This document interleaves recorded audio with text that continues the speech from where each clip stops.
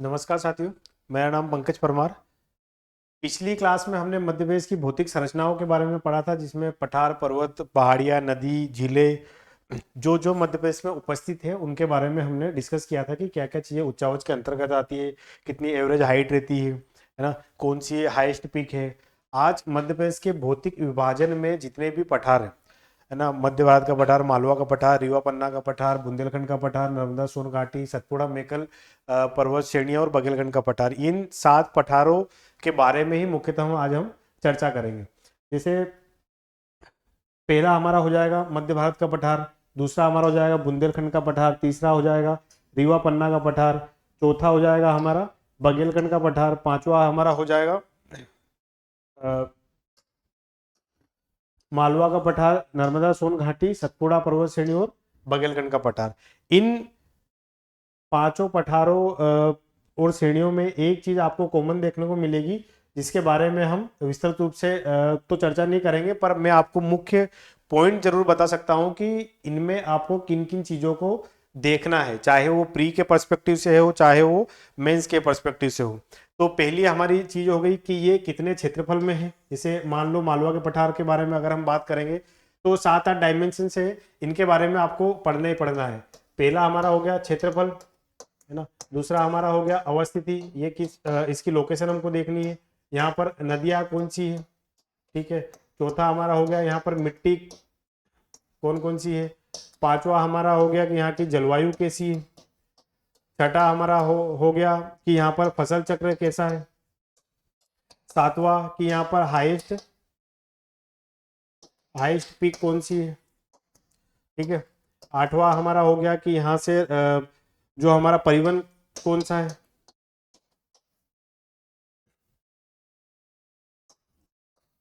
और 9th में GI tag इस क्षेत्र में अगर कोई चलता है, हो गया है ना। 10वां हमारा हो गया कि यहाँ के महत्व क्या क्या है, ठीक है। ये 8 से 9 पॉइंट अगर आप इतने डायमेंशंस किसी भी पठार को लेकर कवर करोगे तो रिलेटिव मेंस के लिए आपके लिए एक कोर कंटेंट मिलेगा कि हमको इन क्षेत्रों में चीजें पकड़ करने की आवश्यकता है, ठीक है। पहला हम लेकर चलेंगे मालवा का पठार। मालवा के पठार की स्थिति को हम देखेंगे।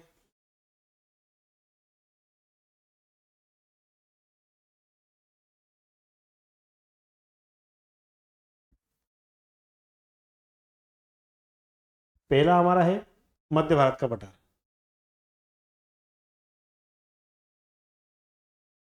इसकी स्थिति के बारे में हम देखेंगे, है ना। आपको प्री के पर्सपेक्टिव में इसके अक्षांश और देशांतर के पे नहीं जाना है कि कितने अक्षांश से कहाँ तक है। मेनली आपको देखना है कि ये मध्य प्रदेश के कितने क्षेत्रफल पे बटा है, यहाँ पर नदियाँ कौन सी, मिट्टी कौन सी, जलवायु कौन सी है, फसल कौन सी है, पर्यटन के मुख्य क्षेत्र कौन से है, कौन कौन सी सड़कें यहाँ से नेशनल राजमार्ग निकले हैं। 7-8 पॉइंट है आपको देखना है। और जीआई टैग से संबंधित कोई चीजें हो तो उसको हमको यहाँ कर लेकर चलना है। स्थिति मध्य प्रदेश के उत्तर पश्चिम में, है ना। मैंने पहले बोला कि आपको अक्षांश और देशांतर के रूप में नहीं जाना है, पर फिर भी अगर आपको याद करने की इतनी ही आवश्यकता है तो आप इसको देख लेना कि 24 से 26, 4-8 उत्तरी अक्षांश से लेके 74-50 से 79-10 पूर्वी देशांतर में इसकी लोकेशन है ना। पर मेनली आपको देखना है किसके किसके बीच में पड़ता है। तो इसका जो क्षेत्रफल है ये है 32,896 वर्ग किलोमीटर, है ना।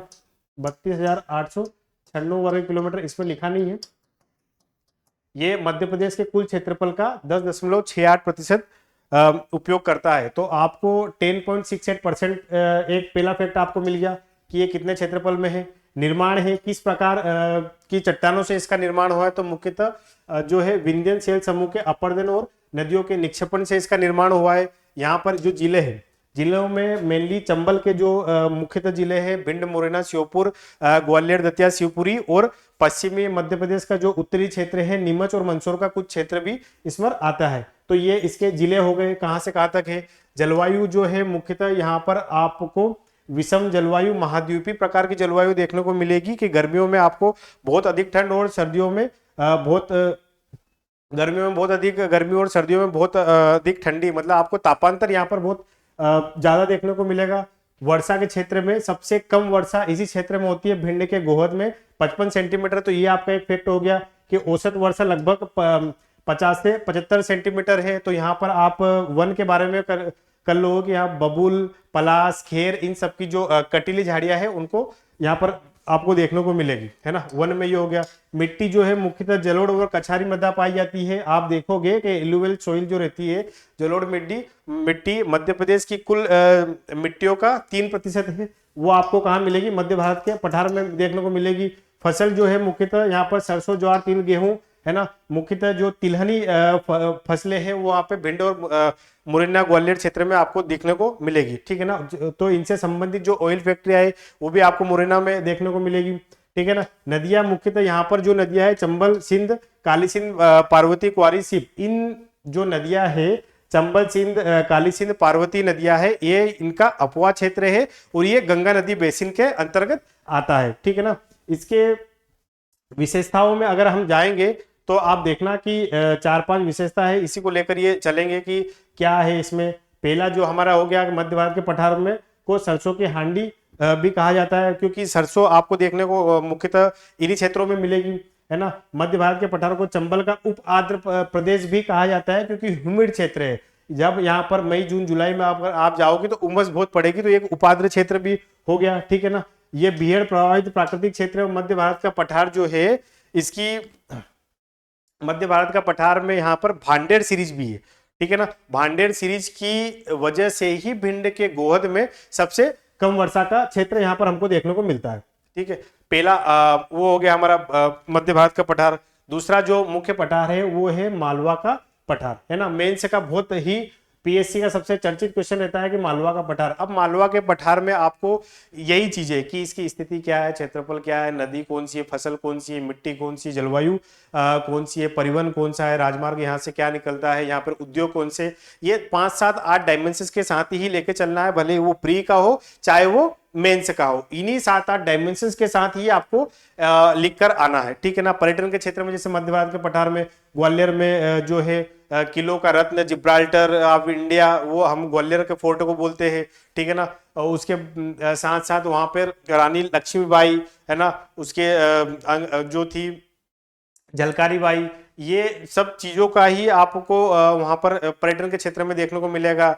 दतिया के किले हो गए, शिवपुरी का नेशनल पार्क हो गया, ये सब आपको मध्य भारत के पठार का ही एक पार्ट है ना। जैसे मालवा के पठार की स्थिति है, तो मालवा का जो पठार है मध्य प्रदेश के पश्चिमी क्षेत्र में स्थित है। इसके उत्तर में है मध्य भारत का पठार, दक्षिण में है नर्मदा सोन की भ्रंश घाटी, पश्चिम में है अरावली पर्वत और पूर्व में है हमारा बुंदेलखंड और रीवा पन्ना का पठार। ये इसका लोकेशन होगा। यदि आपको इसके अक्षांशीय और देशांतरी स्थिति में अगर हम जाएंगे तो इसका जो क्षेत्रफल है वो है हमारा लगभग 28.6%, है ना, ठीक है।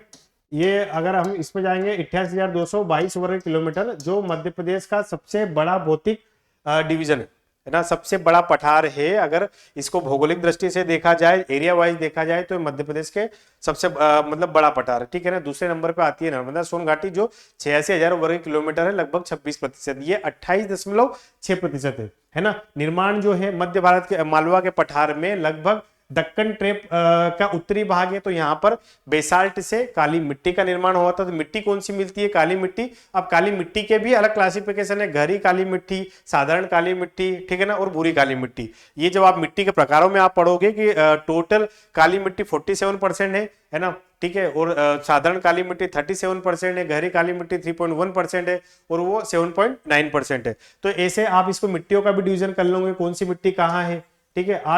आपको जब पढ़ना है तो 7-8 डायमेंशन जो मैंने आपको बताया वही आपको लेके चलना है। इससे मध्य प्रदेश के 18 जिले, लगभग 18 जिले मध्य प्रदेश के इसमें संबंधित है। मुख्यतः आप देखोगे देवास, उज्जैन, अलीराजपुर, झाबुआ, ठीक है ना, भोपाल, सीहोर, रायसेन, गुना का भी कुछ पार्ट आता है, राजगढ़, आगर मालवा, शाजापुर, रतलाम, ये टोटल मिला के 18 जिलों में इसका विस्तार है।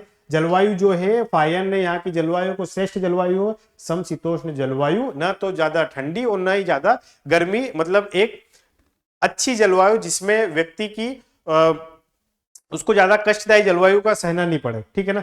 वर्षा जो है, इसके वर्षा के पैटर्न में इसका अलग अलग है कि मध्य मालवा के पठार के पूर्वी क्षेत्र में लगभग 125 सेंटीमीटर और पश्चिम में हम जाएंगे झाबुआ तक, रतलाम तक जाते जाते लगभग 75% तक इसमें वर्षा होती है। और मालवा के पठार में वर्षा अरब सागर, बंगाल की खाड़ी, पूरे मध्य प्रदेश में हालांकि होती है अरब सागर और बंगाल की खाड़ी से, पर मालवा के पठार के पूर्वी क्षेत्र के अगर भोपाल के आसपास तक हम जाएंगे तो अरब सागर और बंगाल की खाड़ी दोनों का मिलन पॉइंट है, तो वहां पर वर्षा होती है। वन क्षेत्र में शुष्क पर्णपाती वन, बबूल पलाश, तेंदुपत्ता ये हमको देखने को मिलते हैं।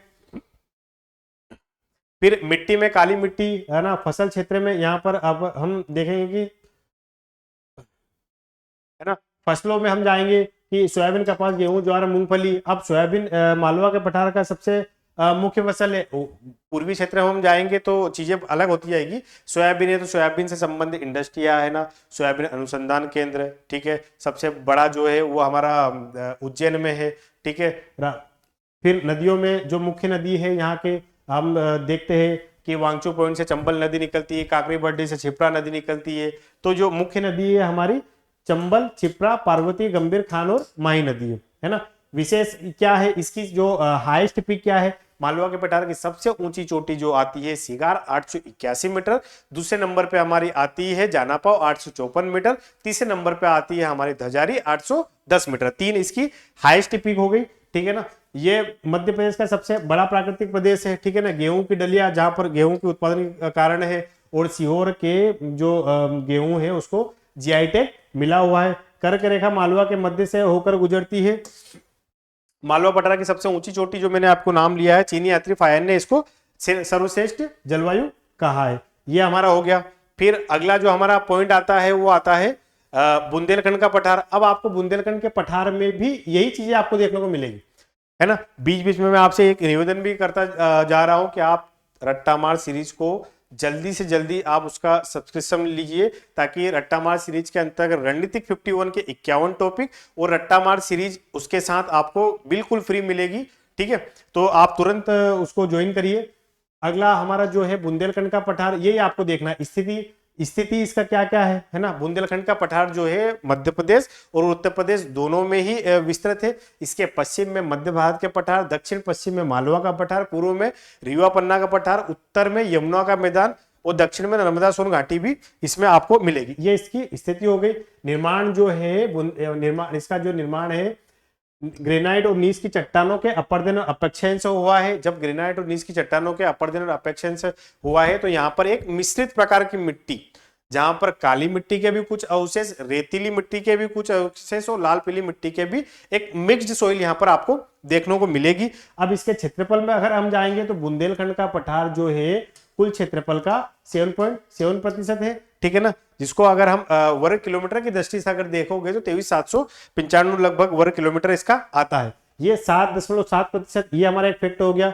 इससे जो प्रमुख जो जिले हैं, है ना, जिले जो है बुंदेलखंड के जो मुख्य जिले हैं टीकमगढ़, निवाड़ी, सागर, है ना, रीवा तो बघेलखंड में आ जाएगा, पन्ना हो गया हमारा, दमोह, कटनी, ये सब आपको बुंदेलखंड के मुख्य जो जिले हैं जो 7.7% क्षेत्र को कवर करते हैं, ठीक है। जलवायु जो है यहाँ पर यही महाद्वीपीय प्रकार की जलवायु पाई जाती है। वर्षा जो है लगभग 75 से 100 सेंटीमीटर की वर्षा होती है। बुंदेलखंड सूखा प्रभावित क्षेत्र भी है कुछ कुछ क्षेत्रों में, क्योंकि बुंदेलखंड का लगभग 2/3 भाग पेनीप्लन मैदान क्षेत्र है और उसका जो साउदर्न जो एरिया है वो कगारी वाला क्षेत्र है। तो इसके कारण वहां पर वर्षा में हमको विविधता देखने को मिलेगी। वन जो है तेंदुपत्ता, महुआ, बबूल, खेर, नीम आदि, है ना। ज्यादा डेंस फॉरेस्ट एरिया हमको देखने को नहीं मिलेगा। उजड़ क्षेत्र है क्योंकि वर्षा की कमी है ना। पथरीली जमीन है तो यहाँ पे प्रोडक्शन की ज्यादा आपको देखने को नहीं मिलेगी, है ना। मिट्टी जो है मिक्स्ड मिट्टी, लाल काली मिट्टी दोनों का मिक्सर है। फसलों में आपको ज्वार और तिल आदि देखने को मिलेंगी। नदियां जो है बुंदेलखंड की सबसे महत्वपूर्ण नदी बेतवा है, उससे संबंधित धसान, जामनी, है ना, केन जो नदी है ये बुंदेलखंड से होकर नदी यमुना अपवा तंत्र का एक पार्ट है।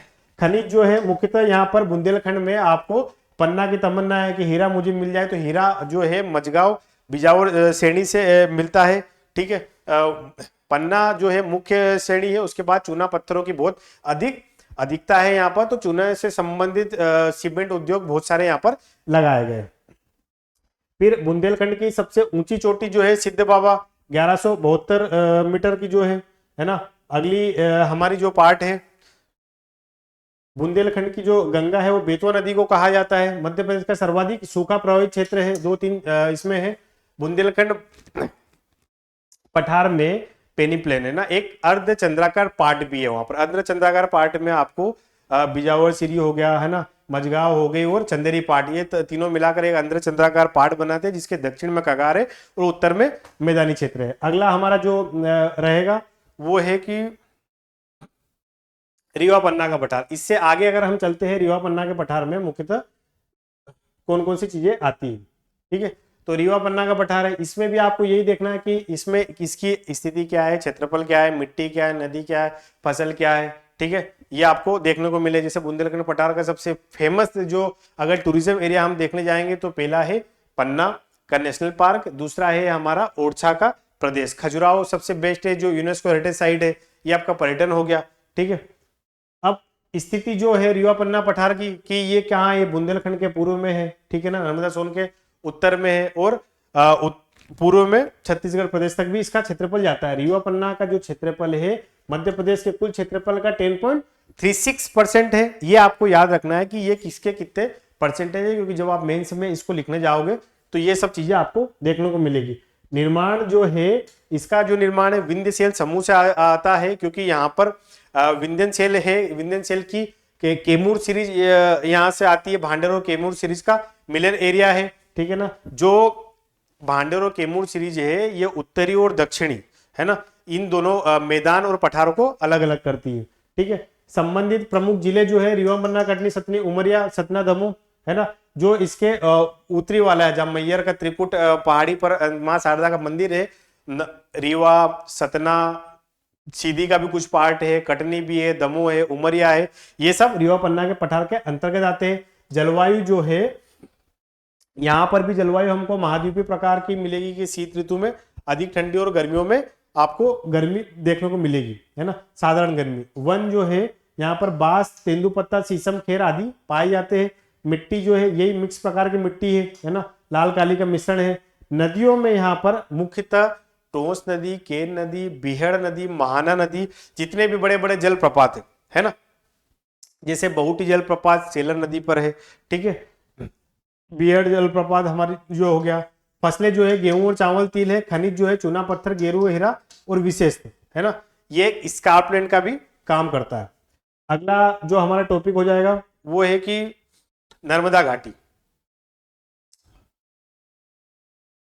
नर्मदा घाटी, नर्मदा घाटी की स्थिति यही आपको लेके चलना है कि वहां के स्थिति, क्षेत्रफल है ना, फसलें क्यों इंपॉर्टेंस है, हम क्यों पढ़ रहे हैं, इनके जो बेसिक फैक्ट है उसको आप लेकर चलोगे कि स्थिति इसकी क्या क्या है। तो स्थिति नर्मदा घाटी कहाँ स्थिति है, तो मालवा के पठार के दक्षिण में है ना, उसके नीचे सतपुड़ा मैकाल आ जाएगा। तो इन दोनों के बीच में भ्रंश घाटी है। सबसे पहले तो इसका जो निर्माण है भ्रंश घाटी के थ्रू हुआ है और उसी में नर्मदा जो है पूर्व से पश्चिम की ओर बहती है। पश्चिम की ओर बहने वाली दो मुख्य नदियां कौन सी, नर्मदा और ताप्ती है, जो डेल्टा का निर्माण करते हुए एस्चुरी का निर्माण करती है, ठीक है।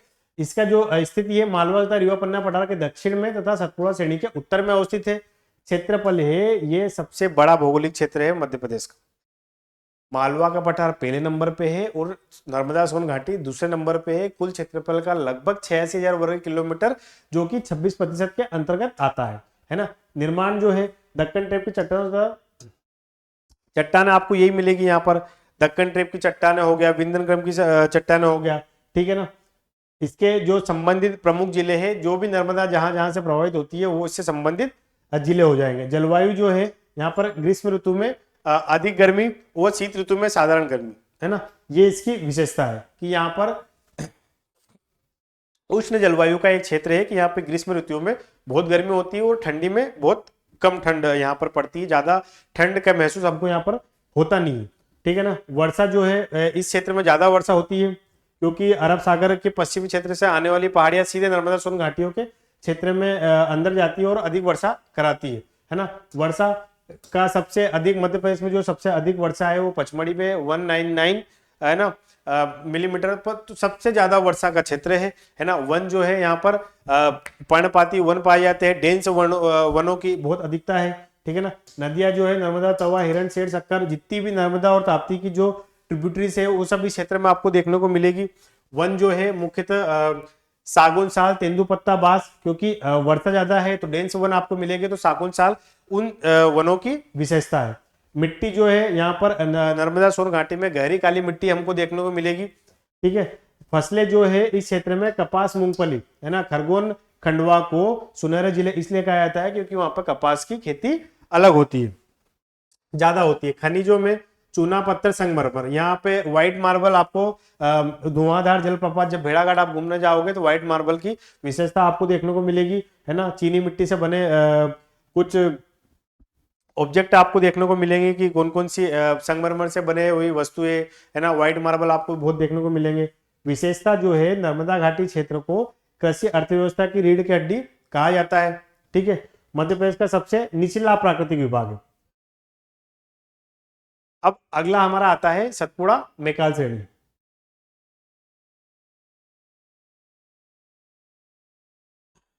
सतपुड़ा मैकाल श्रेणी, ठीक है।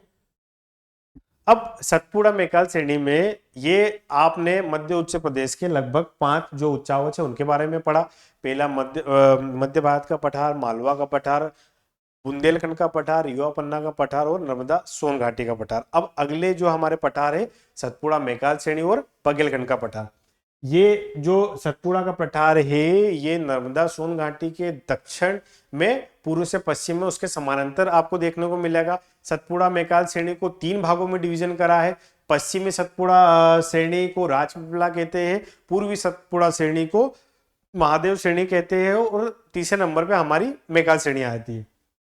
पश्चिमी श्रेणी राजपीपला गुजरात के पूर्वी क्षेत्र, मध्य प्रदेश और महाराष्ट्र के उत्तरी क्षेत्र में इसका विस्तार है ना। मध्य श्रेणी में महादेव श्रेणी, जिसमें मध्य प्रदेश की सबसे ऊंची चोटी धूपगढ़ 1350 मीटर हमको देखने को मिलेगी। इसका विस्तार मध्य प्रदेश के मध्य और महाराष्ट्र के उत्तरी क्षेत्र में देखने को मिलेगा। पूर्वी क्षेत्र में मैकाल श्रेणी में विंध्यन और सतपुड़ा श्रेणी का मिलन स्थल अमरकंटक है, जहां से नदियों का उद्गमी क्षेत्र है। मुख्य 3 नदियां नर्मदा, सोन और जोहिला यहाँ से बहती है, ठीक है ना। इसकी स्थिति कहाँ है? स्थिति मैंने आपको बताया था कि नर्मदा सोन घाटी और के समानांतर है। क्षेत्रफल जो है ये मध्य प्रदेश के कुल क्षेत्रफल का लगभग 11% है। बोर्ड एक बार कुछ गड़बड़ हो गई सर।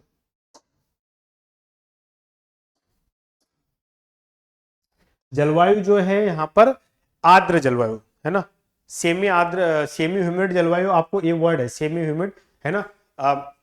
आर्द्र जलवायु का क्षेत्र है। दक्षिणी पूर्वी मध्य प्रदेश में आप देखने जाओगे तो वहां पर बहुत डेंस फॉरेस्ट है और डेंस फॉरेस्ट की वजह से वहां पर आर्द्र जलवायु आपको देखने को मिलेगी। ग्रीष्म ऋतु में साधारण गर्म और शीत ऋतु में अधिक ठंडा यहाँ पर देखने को मिलेगा। निर्माण जो है दक्कन ट्रेप की चट्टानों के साथ साथ धारवाड़ क्रम की चट्टानों में जो आप चिल्पी, सोसर, सकोली श्रेणी जो आप देखने को मिलेगी आपको इसी सतपुड़ा मैकाल श्रेणी में आपको देखने को मिलेगी, है ना। ये धारवाड़ श्रेणी के चट्टाने, धारवाड़ श्रेणी का नाम आते ही मतलब मिनरल्स की अधिकता आपको देखने को मिलेगी, है ना।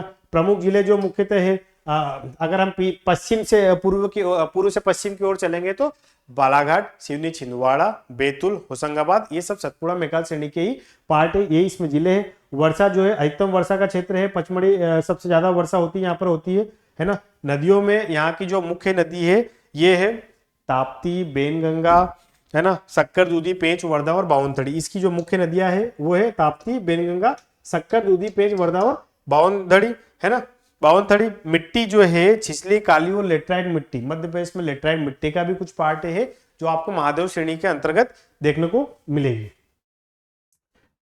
अगला जो हमारा है बघेलखंड का पठार, है ना। बघेलखंड के पठार में भी आपको ये देखना है कि इसकी स्थिति क्या है। मध्य प्रदेश के पूर्वी भाग है। क्षेत्रफल में लगभग 7% ये आपका आता है। निर्माण जो है आद्य महाकल्प और शैल समूह के निर्माण में, आद्य महाकल्प में बनी मतलब गोंडवाना शैल समूह का एक पार्ट है जहां पर कोयले की अधिकता आपको देखने को मिलेगी। प्रमुख जिले जो है सीधी, सिंगरौली, रीवा, सैडल, है ना, जो आपका रीवा संभाग की जो पार्ट है। जलवायु जो है यहाँ पर साधारण गर्म और शीत जलवायु, एक है ना, साधारण गर्म और शीत ऋतु में अधिक ठंडी यहाँ पर देखने को मिलेगी। वर्षा जो है मध्य प्रदेश में सर्वाधिक वर्षा वाला क्षेत्र लगभग, है ना, ईस्टर्न एमपी में अगर हम जाएंगे मध्य प्रदेश से कृषि जलवायु क्षेत्रों के बारे में अगर हम पढ़ेंगे तो सबसे अधिक जलवायु 125 सेंटीमीटर से लेकर 140 सेंटीमीटर यहाँ पर आपको देखने को मिलेगी। नदियों में आप जो है सोन नदी, सोन, जोहिला, गोपत, रिहंद, ये सब इस नदियों का अपवा क्षेत्र है और मिट्टी में लाल पीली मिट्टी आपको पाई जाती है, ठीक है ना। और जितने भी टाइगर रिजर्व नेशनल पार्क है, देखो वहां पर वर्षा अधिक है, डेंस फॉरेस्ट है ना, तो नेशनल पार्क की भी अधिकता वहां पर आपको देखने को मिलेगी। कोयले की मुख्य मोटी परत जो सेकंड हाईएस्ट है सिंगरौली 136 मीटर, वो भी आपको देखने को मिलेगी। सोहागपुर कोयला क्षेत्र है वो भी आपको देखने को मिलेगा। तो जितने भी मिनरल्स है सब पूर्वी बुंदेलखंड क्षेत्र में ही आपको देखने को मिलेगी, है ना। ये 7 पार्ट का डिवीजन मैंने आपको बता दिया। मुख्यतः आपको उसकी स्थिति, वर्षा, फसल, वहाँ की जलवायु, वहाँ का परिवहन, वहाँ के मतलब आर्थिक उद्योग, इन सब 7-8 डायमेंशन जो मैंने सबसे स्टार्टिंग में आपको बताए थे, उन क्षेत्रों को भी आपको याद करके रखना है। और उसी के साथ साथ आप रणनीतिक 51 बैच और हमारे 10,000 MCQs और साथ साथ में पॉकेट सीरीज को भी आप एक बार देखिए, उनका रिव्यू करिए और सोचने समझने और विवेक के, आप स्वयं विवेकी प्राणी है, आप विवेक के साथ इनको ज्वाइन करिए, ठीक है ना। हमारे जो टीचर है बेस्ट टीचर है ना, जितने मेंटर है वो बेस्ट मेंटर है ना। रट्टा मार सीरीज की जो मेंटर है हमारे वकुल सर, चेतना मैम, आनंद सर जो और बलराम सर, इन सभी ने बहुत ही मेहनत करके ये चीजें बनाई है। तो कृपया आप इन चीजों को देखिए और रट्टा मार सीरीज में मुख्य मुख्य पॉइंट किन किन चीजों पे आपको ध्यान रखना है, उन चीजों के बारे में आपको बताया जाएगा। तो धन्यवाद। अगली जो क्लास मेरी जो रहेगी उसके बारे में मैं आपको अपडेट कर दूंगा।